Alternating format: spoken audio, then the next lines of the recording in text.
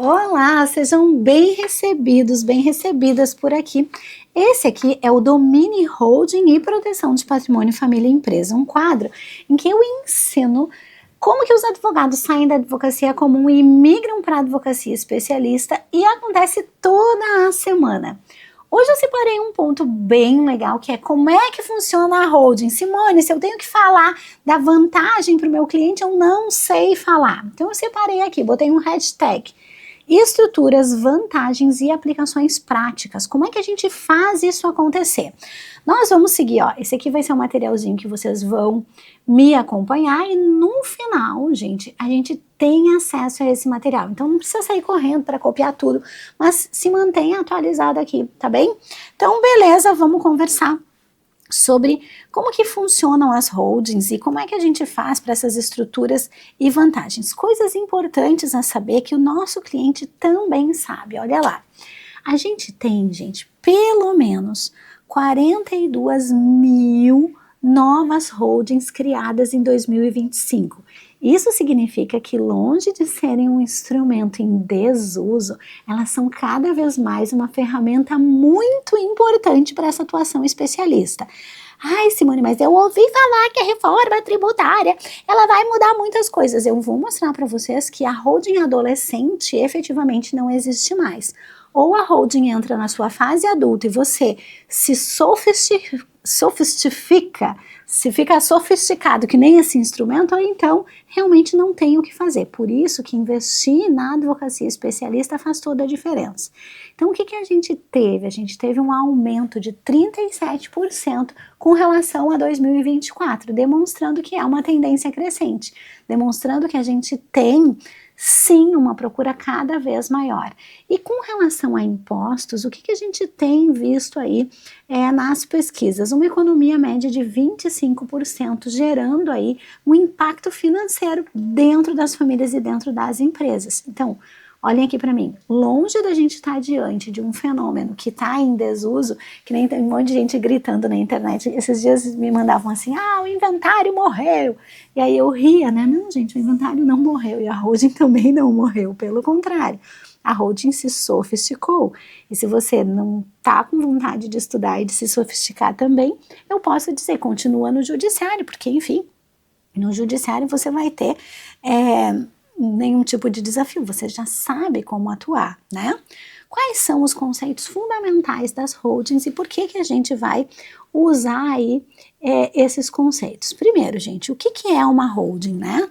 Uma holding, gente, é uma empresa criada para controlar outras empresas ou patrimônios. Holding não é um tipo empresarial, mas é uma função exercida por uma limitada ou por uma SA.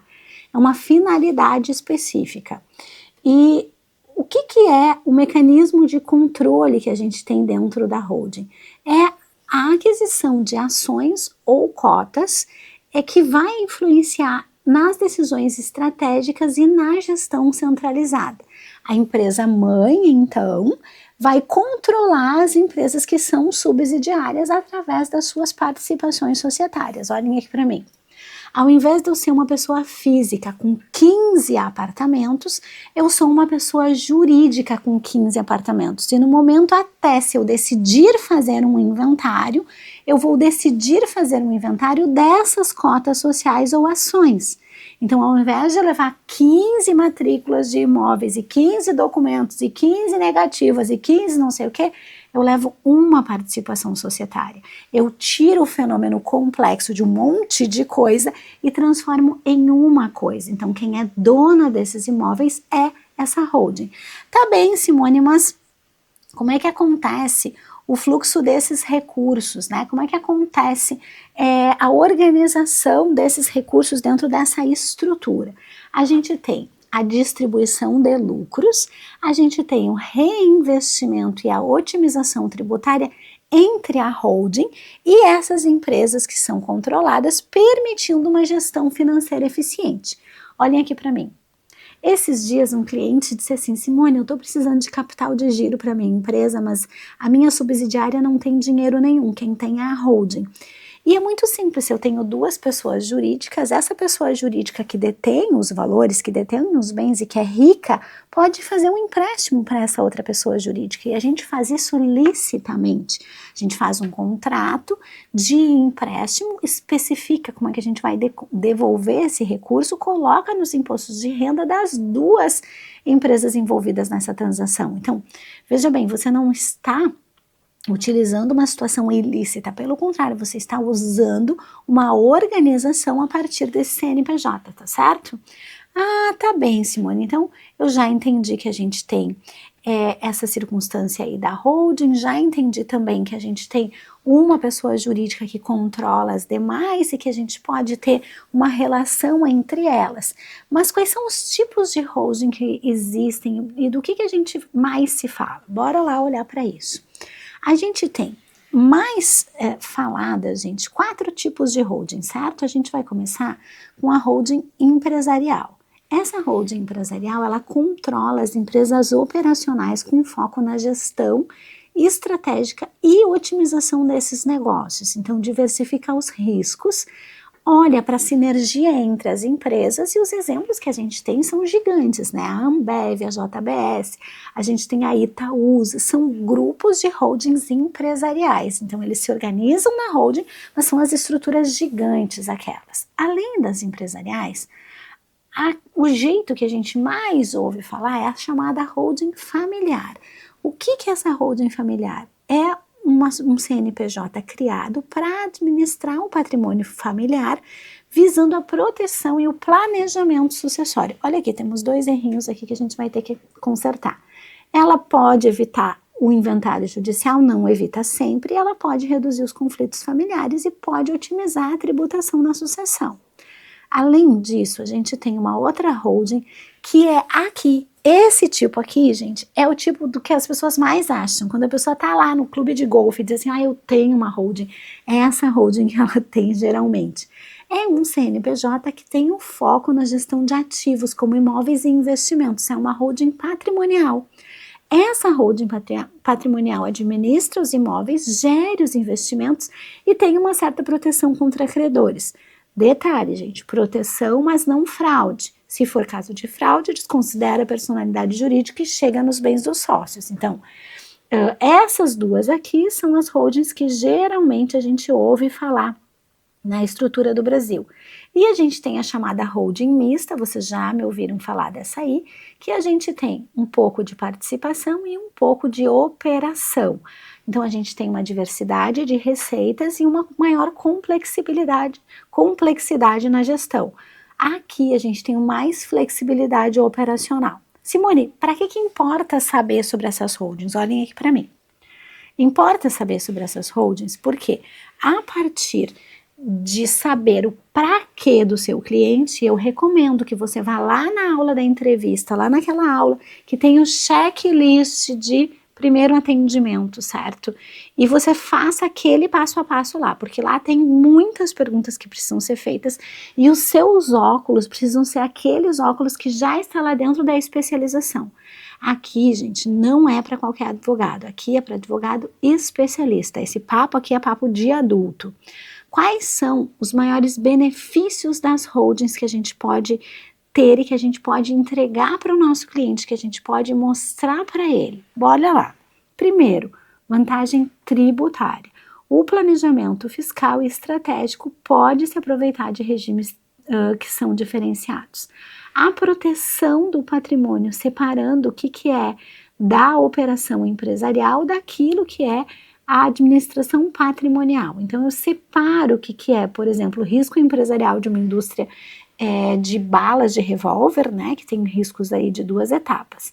Tem algumas vantagens operacionais, porque centraliza o controle dessa operação e essa centralização de controle traz uma padronização de processos que pode gerar benefícios operacionais e vantagens sucessórias, porque se eu fizer um planejamento que envolve a sucessão com a entrega dessas cotas, a gente está trabalhando com a redução de conflitos entre os herdeiros. E a gente também está pensando em entregar a parte possível para essas pessoas, tá certo?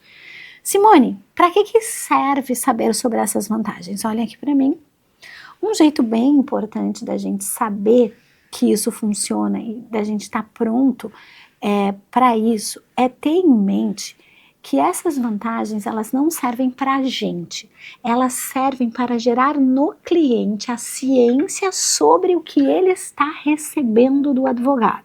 E aí vocês vão me dizer assim, tá, Simone, mas eu não sei levantar isso, eu não sei. Para quem já é do curso, para quem já está na pós-graduação, posso dizer, vai lá na aula de holding e dá uma olhada nisso. Para quem ainda não é, eu posso dizer o seguinte, fique atento, estude quais são as vantagens das holdings para entregar isso ao seu cliente a partir da etapa de número 2.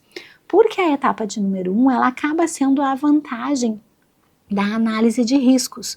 E se você não sabe fazer ainda um mapeamento de risco, não sabe fazer isso, vou dizer para quem é aluno, vai lá na plataforma e faz o seu checklist da entrevista e aí você já vai saber que mapeamento você tem que fazer. E se você não é aluno, é tudo que diz respeito, primeiro, às pessoas, segundo, às relações e terceiro, ao patrimônio especificamente. Então, para você que já é da pós, um pouco mais fácil, porque lá já está listado. Para você que não é da pós ainda, não tem problema nenhum. Foque em olhar para as pessoas, para as relações e depois para o patrimônio, certo? Tá bem, Simone, quais são os desafios e o que eu preciso considerar cada vez que eu estou fazendo um diagnóstico para um cliente ou que eu estou me preparando para essa reunião inicial de avaliação? Olhem para cá. Eu preciso considerar aqui 3 coisas relevantes. Os custos operacionais, a complexidade dessa gestão e os riscos familiares. Ai, Simone, mas eu tenho que olhar tudo isso? Óbvio que sim. Se você não olha para essa circunstância, você está deixando passar algo que é muito importante para o seu cliente. A grande diferença entre o advogado que já está na zona cinza e o advogado que nem chegou nesse lugar ainda, é que o que não chegou nesse lugar, ele se satisfaz com pouco. Então eu preciso que você olhe para isso. Com relação aos custos operacionais, o que a gente tem que prestar atenção? Primeiro, gente, eu tenho que exigir do cliente uma contabilidade especializada, as declarações fiscais periódicas e a taxa de manutenção, que exigem que o advogado olhe para isso, para essa análise de custo-benefício. E aqui, gente, é planilha do Excel mesmo. Quanto que o cliente vai gastar por mês? Com relação ao imposto, quando é que ele vai ter o retorno do investimento dele? Ele vai investir tanto e vai levar 1 ano, 2 anos, 7 anos? Uma vez eu fiz um caso que levaria 17 anos para ter o retorno desse investimento. E aí eu tenho que ter aqui uma ideia, qual é o patrimônio mínimo recomendado? Qual é o ponto de equilíbrio dessa operação? Ou seja, quanto tempo meu cliente vai levar até que o investimento dele vire lucro para ele? Então, e aqui eu vou olhar tanto os custos de manutenção da própria holding quanto os honorários, porque eu mostrando para ele qual é o ponto de equilíbrio dessa operação, ele toma uma decisão mais consciente. Tá bem, acabou? Claro que não. Eu passo a olhar a complexidade da gestão. E aqui, gente, eu preciso encontrar um profissional que saiba do que estamos falando. Eu tenho que ter profissionais especializados neste assunto, tanto nas questões legais, e aí o advogado garante isso, quanto nas questões de contabilidade. Então não pense que você vai se livrar totalmente dos contadores.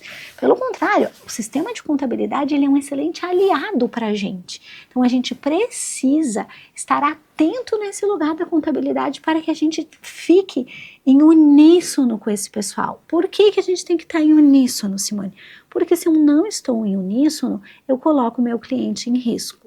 Além disso, os riscos de compliance, a gente vai ter que mapear, e as mudanças constantes na legislação. Aqui nesse ponto eu quero que vocês parem um pouquinho, olhem para mim. Tem 2 mudanças que estão prestes a acontecer, não sei em que momento que você está assistindo esse vídeo. A reforma tributária, que já está acontecendo, e a reforma do Código Civil. Quando a gente olha para a reforma do Código Civil, a gente tem alterações muito importantes, então absolutamente todas as holdings que foram constituídas antes da reforma, antes do PL 4 de 2025, vão precisar de revisão. Como assim, Simone? Eu não estou entendendo. Na parte do direito empresarial, O contrato social, o estatuto social vai vir com outras exigências, então a gente vai ter provavelmente um prazo de adaptação e uma enxurrada de todas as pessoas que já fizeram holding uma vez na vida delas vai precisar de advogado para fazer essa alteração.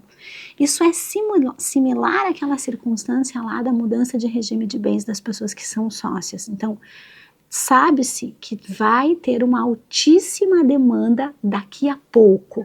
Ai, Simone, mas quando chegar lá eu vou saber. Não vai saber. Se você não se especializar agora, você vai ficar atrasado.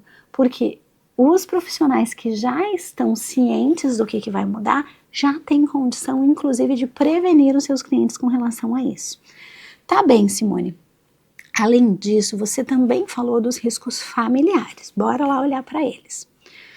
A gente tem aqui um risco grande, que é o risco de divergência entre sócios familiares e a dificuldade de tomada de decisão que requerem governança corporativa. E às vezes as pessoas dizem que querem governança, mas na verdade não querem. Vou dar um exemplo. Um dos princípios da governança é transparência.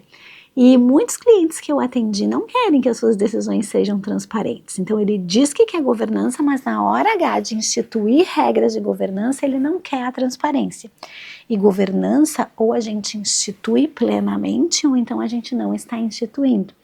Aqui o risco familiar é muito significativo, porque eventualmente um filho se divorcia e está na condição de sócio, a gente pode sofrer intempérie do divórcio dessa pessoa. Para que isso não aconteça, a gente precisa ter uma mediação profissional. E aqui, quando eu digo mediação profissional, eu estou falando de um profissional mediador para trabalhar com pessoas difíceis a partir do diálogo e dessas conversas difíceis, mas também estou falando de uma gestão profissionalizada, da gente sair dessa artesanalidade que é cada um faz do jeito que quer e entrar numa ideia de gestão profissionalizada. Se não está fazendo sentido para o seu cliente isso, gente, eu sugiro que você faça uma entrevista um pouco mais consolidada, porque eu nunca fiz nenhum tipo de planejamento sucessório para pessoa que tivesse CNPJ e até mesmo para as que não tinham CNPJ, sem considerar essas variáveis. A primeira variável é a variável das pessoas, e basta que eu tenha um cidadão ou uma cidadã beligerante, eu costumo dizer, né, uma unidade de ser humano briguento para a gente estragar completamente o planejamento. Então, muita atenção e muito cuidado. Aqui, gente, a gente precisa fazer uma avaliação grande antes de implementar uma estrutura de holding, garantindo que os benefícios superam as complexidades adicionais, porque vamos ter complexidades adicionais, tá certo? Aqui, Simone, como é que tu faz isso? Como é que tu recomenda que a gente faça isso? Olhando aqui para mim, por favor. A gente não tem outro jeito de fazer que não seja, gente, a partir de uma planilha de Excel mesmo. Simone, mas eu não gosto de planilha, tá bem, abre um documento do Word e faz uma lista. O que você vai listar? As vantagens e as desvantagens, mas não é uma desvantagem, uma vantagem genérica, são vantagens e desvantagens para aquele caso específico. E isso é entregue na fase 1, que eu já conversei com vocês. Então, quem não sabe do que eu estou falando, vai lá no curso, vai lá na especialização e olha as fases da precificação, e aí você vai saber quais são essas fases que eu estou falando. Tá bem, Simone, mas eu não faço a menor ideia se eu quero trabalhar com essas pessoas, eu não sei nem se o meu posicionamento está adequado com relação a essas pessoas. Bom, aqui eu vou pedir, dá um tempo. Dá um tempo para tudo e vamos refletir. Número 1, você quer atuar nesse espaço, que é o espaço do advogado especialista? Você quer ser identificado como referência nessa área, que é a área de proteção família e empresa? Não estou falando do especialista em empresarial. Também não estou falando do especialista em família e sucessões. Eu estou falando aqui do especialista da zona cinza, daquele que atua com família e empresa, que atua com direito das sucessões e que atua também, pelo menos, sabendo um pouco do tributário para usar essas 3 estratégias em conjunto. Preciso ser 100% maravilhoso em todas? Óbvio que não, mas o mínimo de conhecimento eu tenho que ter, porque essa zona cinza é o que faz a diferença nessa entrega. Se eu pretendo trabalhar com isso, eu preciso ter clareza sobre pelo menos 4 coisas fundamentais. A primeira coisa é a parte técnica. E como é que a gente resolve a parte técnica? Se especializando. Não é à toa que eu montei uma especialização em holding e proteção de patrimônio, família e empresa. Eu montei porque a parte técnica se resolve com especialização. E não vem me falar de um conhecimentinho rápido que eu vou ali e aí, ligeirinho. Não tá feito ligeirinho, gente. Isso é dedicação para essa mudança de vida. Simone, mas tu tá falando que é impossível? Claro que não. A prova dos meus alunos mostra que é possível e muito possível. Teve gente que focou em 4 meses e já está atendendo ali o seu 5º ou 6º caso. Então, assim, é muito possível. A segunda questão diz respeito ao posicionamento. Ninguém sustenta uma área como essa sem posicionamento. E no posicionamento eu vou dar 2 vertentes pra gente. A primeira vertente é o posicionamento online. Mas eu não gosto de gravar vídeo. Tudo bem. Você precisa ter uma presença no digital e essa presença no digital pode ser a partir de textos. Quem já é meu aluno no curso de marketing jurídico já entendeu como fazer isso, inclusive sem aparecer. Então, não é desculpa que o cliente não chega em você. O cliente não chega porque você não está abrindo um espaço para que ele possa chegar. Toda vez que a gente se posiciona de uma determinada forma, o cliente vem a partir dessa forma. Deixa eu contar uma história. Uma aluna minha estava na mentoria e ela disse assim: Simone, só chega cliente briguento para mim, eu não sei mais o que fazer, só chegam uns casos horríveis do judicial. Eu disse: posso olhar o teu Instagram? E aí eu abri o Instagram da moça. E aí o que tinha lá? Saiba os direitos sobre a guarda dos filhos. O que fazer se o pai discordar do não sei o quê? Quando a mãe briga pelo não sei o quê? Todo o Instagram dela era recheado de notícias sobre direito, mas notícias de beligerância sobre direito. Seria natural que as pessoas que estão na relação dela a procurassem para aquilo que ela se expõe. Eu fiz um pedido para ela, para que ela começasse a se posicionar como uma advogada mais consensual e utilizasse 21 dias de postagens estratégicas sobre holdings. E, gente, é incrível como pessoas que antes não conversariam sobre esse assunto começaram a conversar. É a segunda ideia, que é a ideia do posicionamento. A terceira ideia, gente, veja lá, a parte técnica, a parte do posicionamento, é a parte do método de advocacia. Durante muito tempo eu acreditei que só existia um jeito de advogar, aquele jeito que eu tinha aprendido no estágio, naqueles escritórios que eu fiz. E vocês já me viram contar que eu adoeci por conta desse jeito de advogar. Então, falar sobre esse adoecimento me lembra que existe um outro jeito de advogar. E essa advocacia com um método eu chamei de advocacia leve. É uma advocacia em que você tem as ferramentas antes de atender o primeiro cliente, em que você organiza antes de atender o cliente, quais são os seus documentos fundamentais e você senta para atender o cliente com toda a sua estrutura organizada. Esse método, gente, parece inacreditável, mas ele entrega resultados de verdade. As pessoas riam de mim logo no começo. Advocacia leve. E aí, quando os meus alunos começaram a ter resultados, e mais alunos com resultados, eu deixei de ser a louca e passei a ser a pessoa brilhante que pensou num jeito diferente de advogar. Acabou, Simone? Não.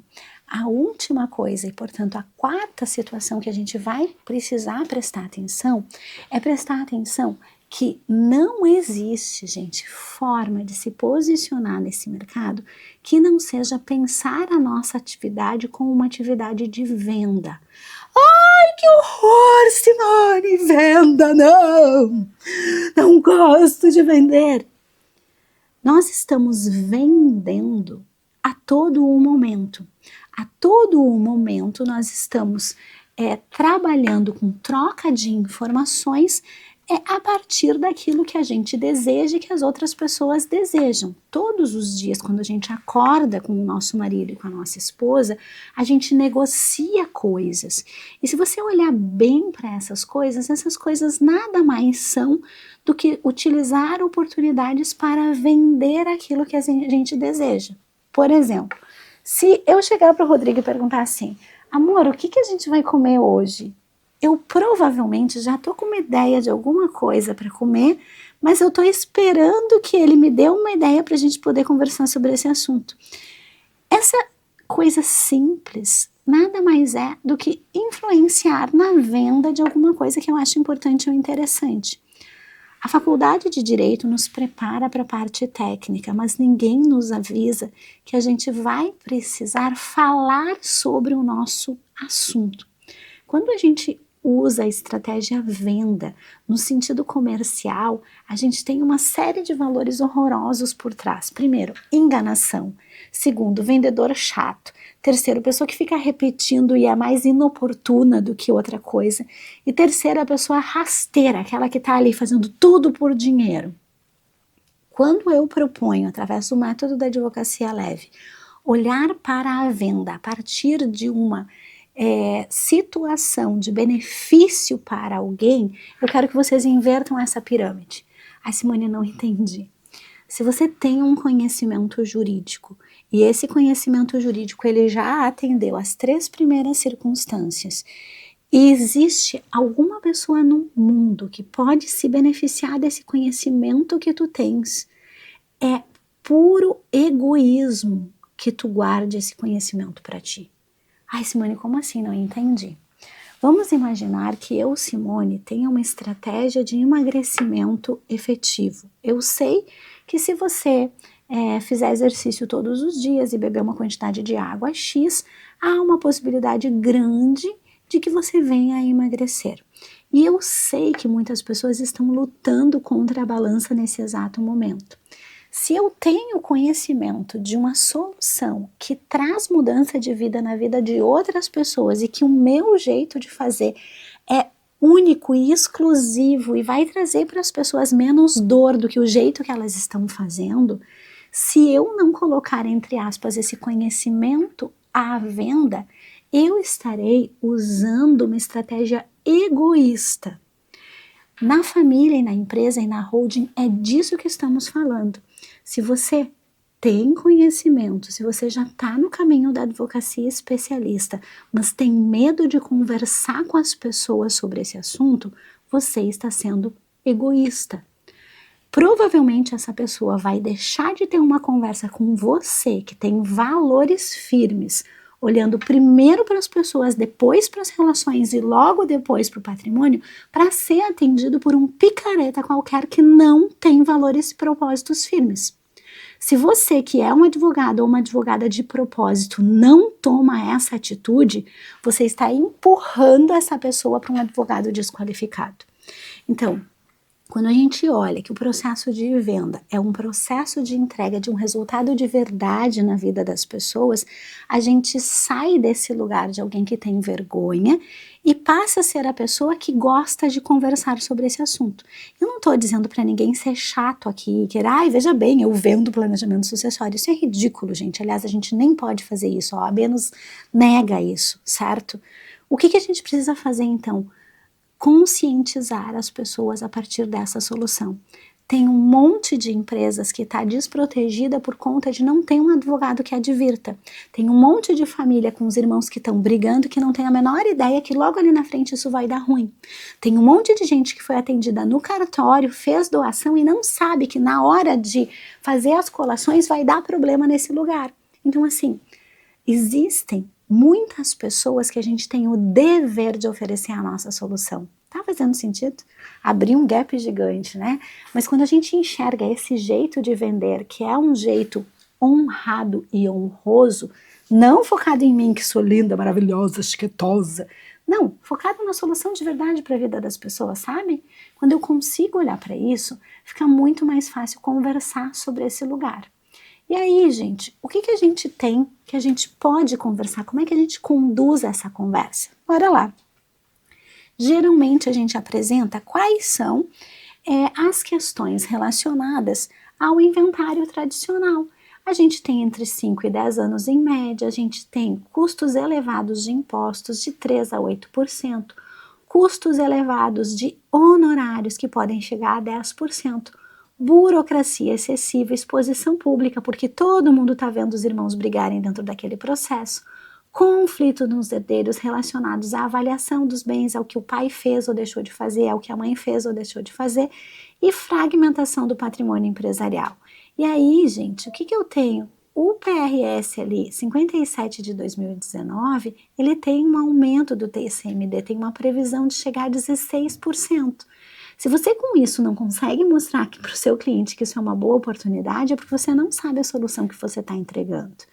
E a holding, Simone? Eu tenho a holding como solução quando, em todos os casos é óbvio que não, mas quando que ela é solução?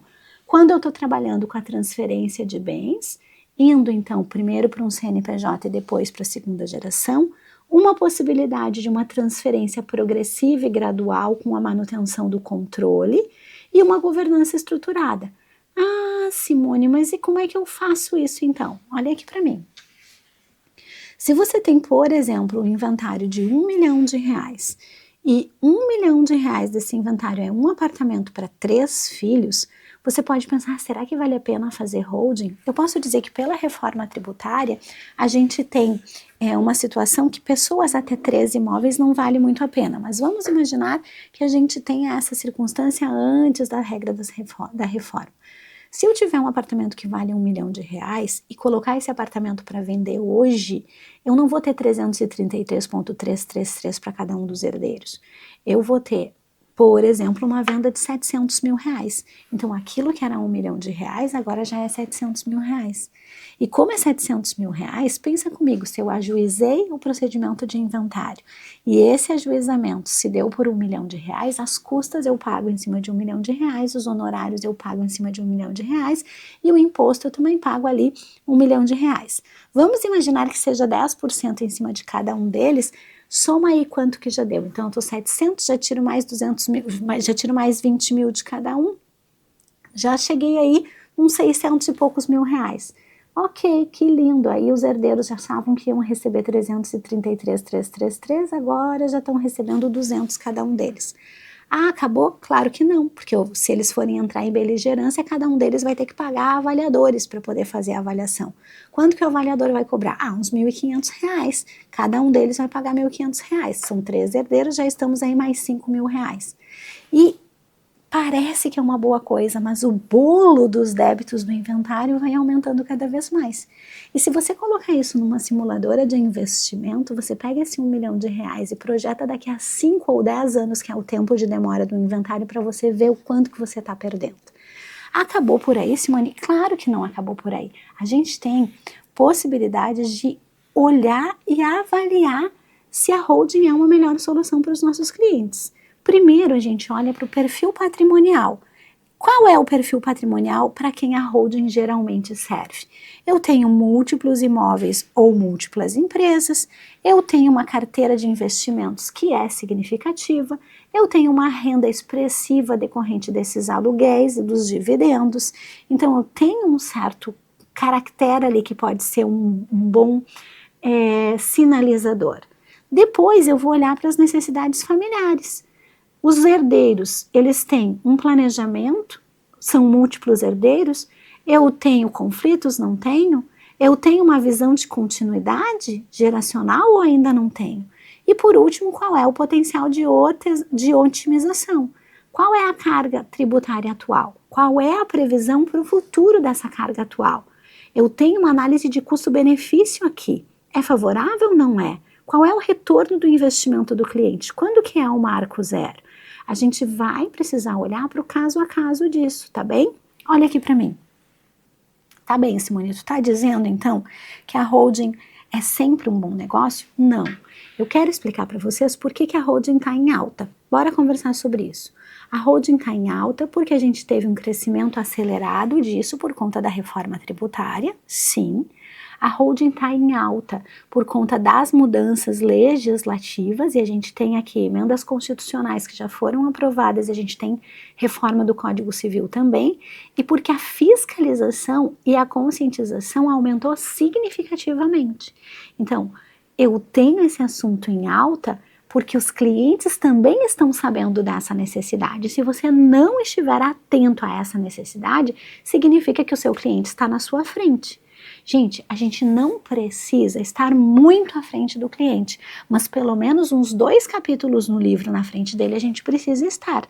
Muitas coisas são os meus próprios clientes que me trazem como necessidades, mas eu olho para essas necessidades e me reviso enquanto profissional e vou estudar. Faz sentido para vocês isso aqui?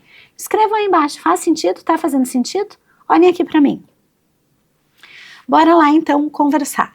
Quando que geralmente a holding vale a pena, certo? Olha lá.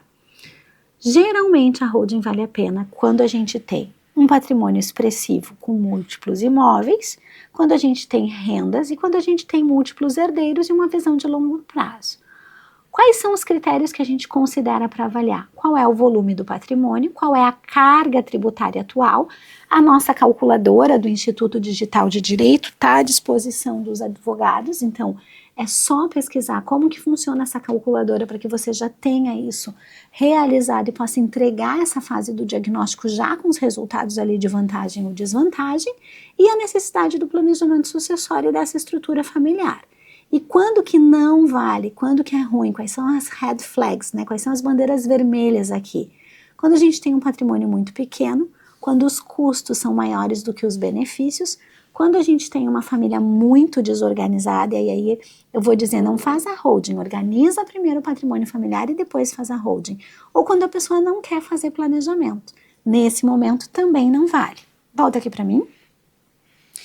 Tá bem, Simone. E aí, o que a gente tem que olhar nesse passo a passo para criar essa holding? Olha lá, eu fiz aqui para nós 4 etapas. A primeira etapa é a etapa do planejamento, a segunda etapa da estruturação jurídica. Se você já é meu aluno, isso aqui é chover no molhado, porque você já sabe disso aqui, inclusive já tem checklist para isso, certo? A fase da implementação e da operação é a fase de estruturação tributária e, por último, a fase da implementação mesmo, com as transferências. E aí, Simone, qual é o passo a passo? Também coloquei aqui. Analiso a situação atual, defino os objetivos e escolho o tipo de holding. Aqui, olha para o método. Pessoas, relações e patrimônio. Pessoas, relações e patrimônio. Depois que eu fiz o diagnóstico, vou para a estruturação.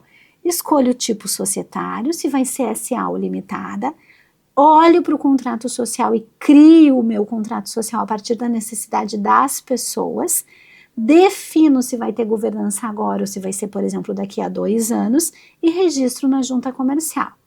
Depois eu estruturo lá qual é o regime tributário, lucro real, lucro presumido, vou ter simples nacional, o que vale a pena aqui? Planejo a questão do fisco, olho para as obrigações acessórias e monitoro o que está acontecendo. Aí depois eu transfiro os ativos, adequo a relação operacional e vou treinar a equipe de atuação e vou acompanhar os resultados. Olha aqui para mim. Uma questão bem importante aqui é esse acompanhamento dos resultados. Então, se você é advogado dessa advocacia especialista, saiba que é importante que você mantenha esse cliente no seu radar nos próximos anos. Então, de ano em ano você faz um check-up da situação dele e de 2 em 2 anos refaz o planejamento. Ah, Simone, mas meu cliente quer fazer até 5 anos. Beleza, mas mantenha atualizada a estrutura dele, porque você não mantém atualizada a estrutura dele, você traz risco para ele. Quando é que a gente vai pedir ajuda ou quem é que a gente tem que ter do nosso lado? Uma lista que eu fiz aqui pra gente, olha lá. Primeiro, gente, os profissionais necessários. Eu coloquei aqui o advogado especialista na zona cinza, que eu imagino que seja você, uma equipe de contabilidade com conhecimento da zona cinza e planejamento patrimonial, não pode ser uma equipe de contabilidade qualquer.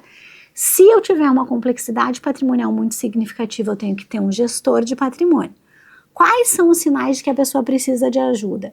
Patrimônio superior a 2 milhões de reais, a gente já pode ir procurar ajuda. Múltiplas fontes de renda, necessidade de planejamento ou conflitos patrimoniais.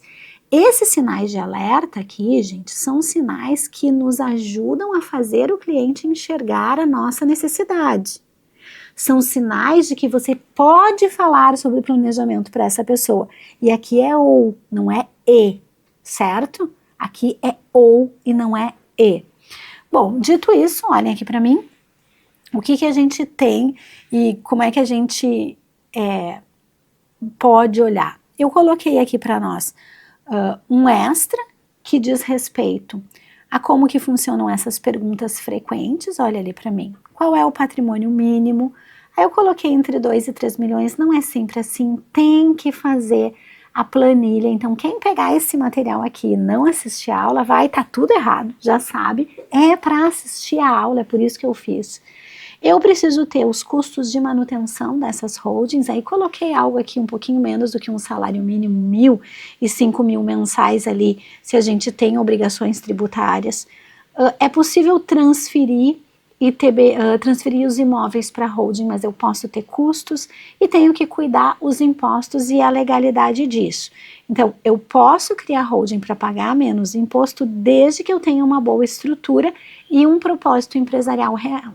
E aí, gente, fiz aqui um checkpoint pra gente, né? Planeje com antecedência, busque orientação profissional se você não tiver, mantenha os documentos do seu cliente em dia, trabalhe com o seu cliente essa manutenção, revise periodicamente e foque no longo prazo. Não é uma relação de curto prazo. O advogado que trabalha com holding, olhem aqui para mim, ele não é um advogado que atende ao curto prazo. Ele é um advogado que ele atende ao longo prazo do cliente. E é isso que você precisa ter em mente. Ah, Simone, como assim? Não consigo entender isso aí. Eu vou fazer a holding, vou entregar para ele ir embora. Tudo certo, mas pense que junto dessa holding existe uma necessidade de manutenção dessa atividade. E essa manutenção vai fazer com que o cliente fique com você por muitos anos. Aí vocês vão rir, mas acabei de atender de novo mais uma pessoa que passou por mim há 10 anos atrás, 10 mesmo, porque agora mudou a situação de vida dela, ela envelheceu 10 anos, ela teve uma situação de uma doença significativa na família e ela quer revisar o planejamento. Então, parece que é uma vez, mas é um cliente que ele volta para você. Aí coloquei pra gente a legislação, tudo certo, a gente pode usar.